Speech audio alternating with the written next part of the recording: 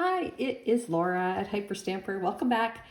Today's Antique Junk Journal is this sweet little book from about 103 years ago, The Magic Soap Bubble. And as you may have heard me talk about, soap bubbles were a big deal back in the late 1800s, early 1900s. And this is got this little boy with a little elf on his shoulder, and they are looking down with his hand over his brow, looking down at the village down here. So I think it's really, really sweet. I grabbed some ribbons to match the cover with this original image on it, and the book is still intact. And let me take you on a little journey inside before I put it in my Etsy shop. So I've got some vintage crochet here, and the rest I left alone because it's a really, it's actually a cover I've never seen before. So it's just really fun. I've got this wonderful 1930s children's book page here, and in the pocket here, I've got this really cool Philadelphia postcard. The little, lots of ink blots on the back and a little message here, and that is from 1931. So that also is almost 100 years old.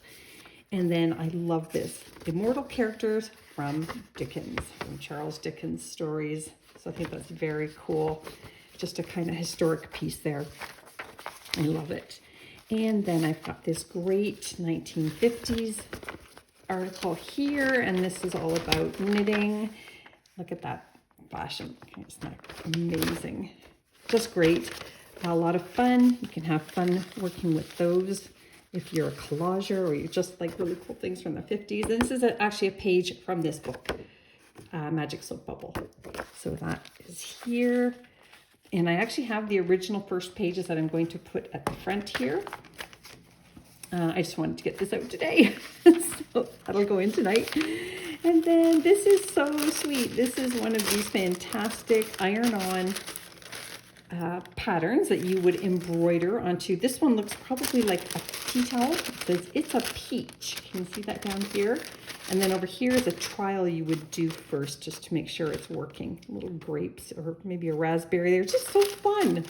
I love it. I would really love to hear somebody bought a journal and then used that. That would just make my heart sing. Look at this little teeny tiny girl. That's a photo from the 1920s. She's in her garden there. And then here's one of these wonderful edu-cards, and this one is a stoplight, number 34, some Monopoly money to journal on the back of, and a nice little booklet again. This one has a botanical cover and some cutoffs from all these antique and vintage book pages. There we go, and that's on a 1955 stamp collector's book page. And this is a 1937 students workbook page, and I love that the teacher's gone in here and with her red ink and made the corrections.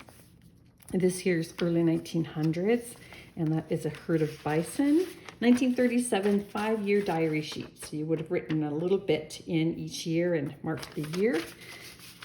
And then this is one of these vintage napkins from Pennsylvania as well. Neat. And I love this little triple pocket here. I made cocktail or sherry party, so that is actually a recipe page from a vintage book. And then this is from a 1951 Rochester, New York yearbook page. Isn't that sweet? I love it.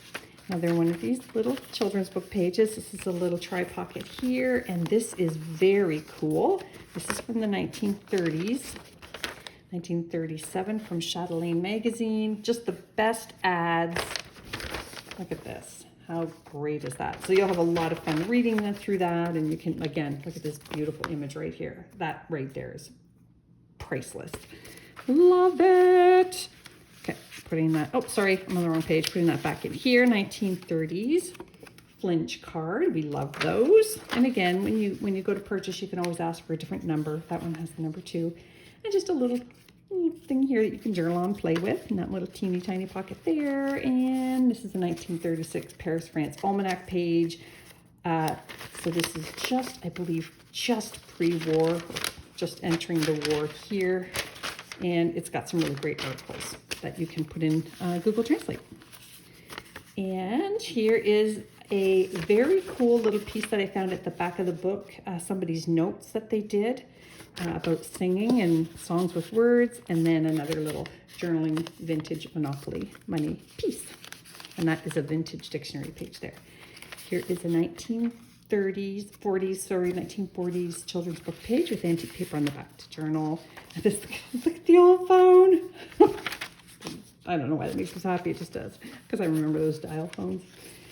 And then we have here this great little plate from a very old book with a blank back for journaling, and this vintage Alouette, Jonte Alouette.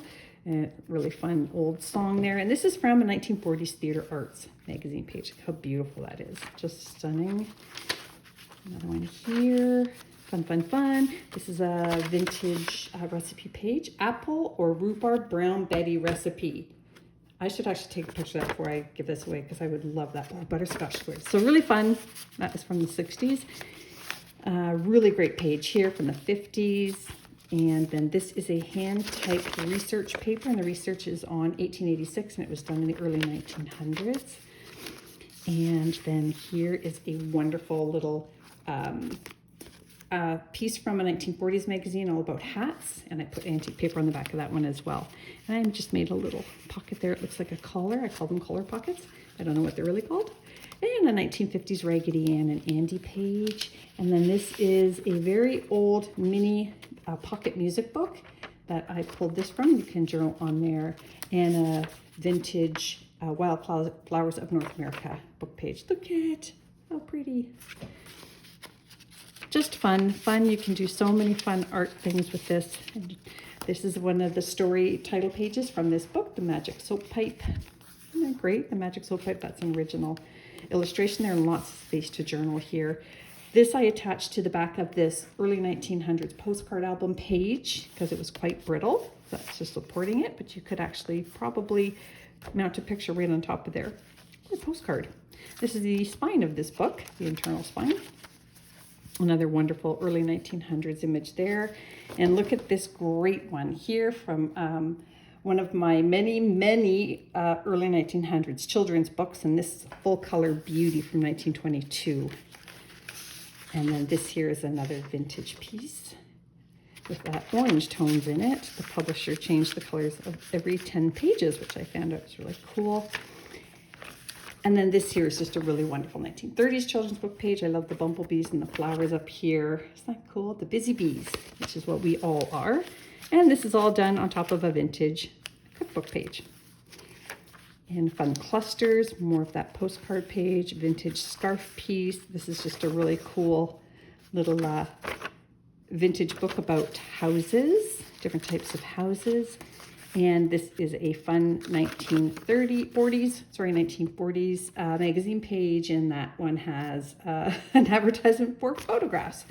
More antique paper on the back. I love that there. That is from 1904. Just a fun cluster, 1950s embroidery, 1950s ledger page with lots of space to journal on front and back there. Butterfly bows. And this is from the early 1900s from a Trees of America book. And this is just a really cool 1958 envelope. I love the, it's from Dijon, France, and where I've been. And it does smell like Dijon.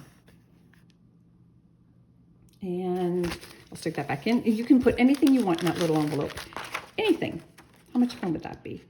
Just another children's book page. I made a nice pocket here out of a vintage doily. And this is just a great journaling page here from an encyclopedia, vintage encyclopedia. So there you go. I hope you love it as much as I loved making it. Come back soon and don't forget to subscribe.